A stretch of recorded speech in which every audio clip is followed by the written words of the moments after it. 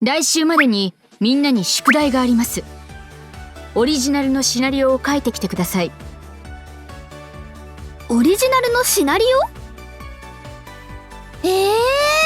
オ？そんなのできないです。何のためにそんなことするんですか？シナリオのことをより深く理解するためかしらね。作者のこだわりや意図などを的確に捉えられるようになるのよ。そのためには自分で実際にシナリオを書くのがいいということですね。短いもので構いません。高いレベルも要求しません。自分なりに苦しんで書き上げてください。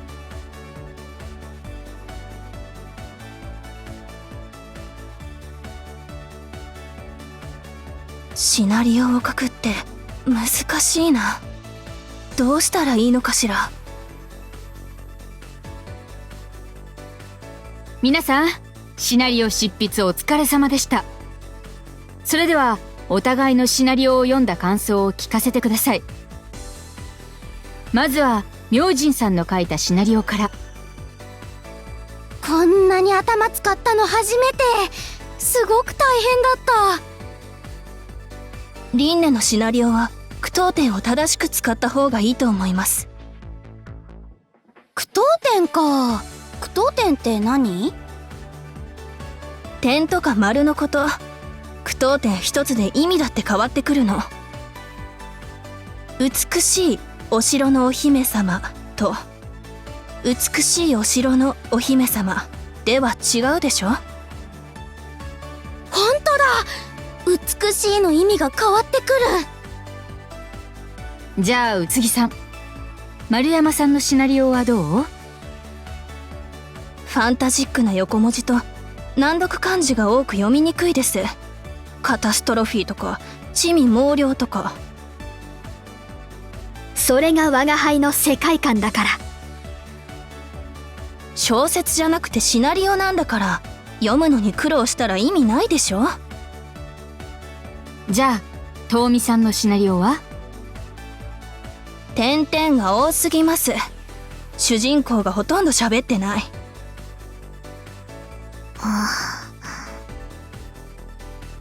映画や舞台じゃないから間を多用した感情表現はマイナスだと思います。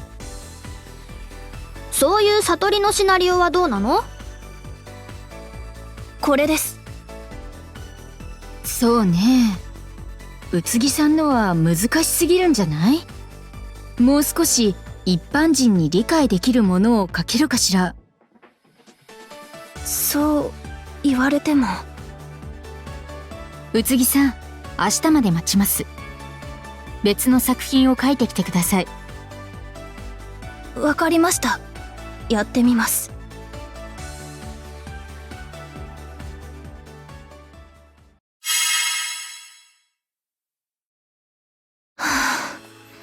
参ったな。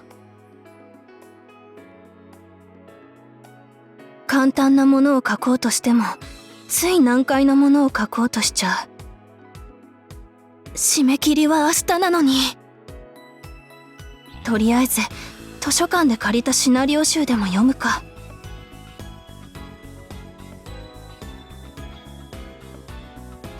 さすがプロのシナリオは面白いな。あ、気づいたらもうこんな時間。自分のシナリオ書かないと時間がない。さとちーん、リビングでマネージャーさんが呼んでるよ。ノックぐらいしなさいよ。すぐ行くわ。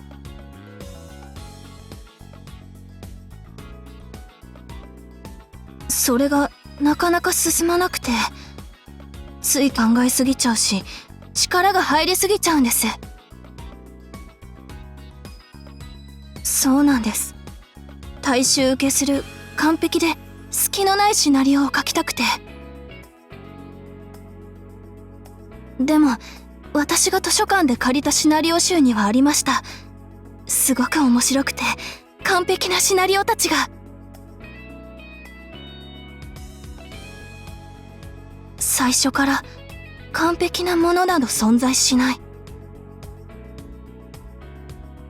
ですよね。どうやったら分かりやすい話を書けるのか。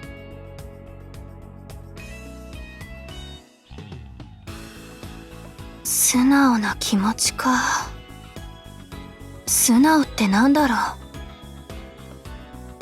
ダメ。考えちゃう。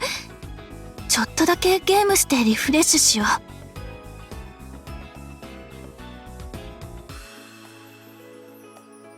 嘘、気づいたら2時間もゲームしてた。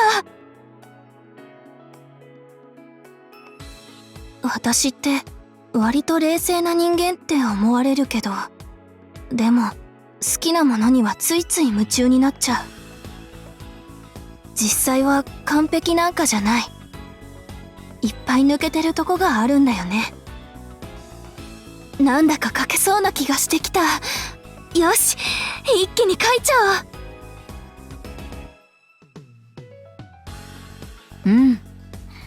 宇津木さんのシナリオ、とてもよく書けています。セリフの言い回しとか変ですよね。句読点もめちゃくちゃだし、みんなには偉そうにダメ出ししたのに。そんなの書き直せば済むことでしょ。このシナリオ、宇津木さんの人柄が出ていてすごく素敵よ。ありがとうございます。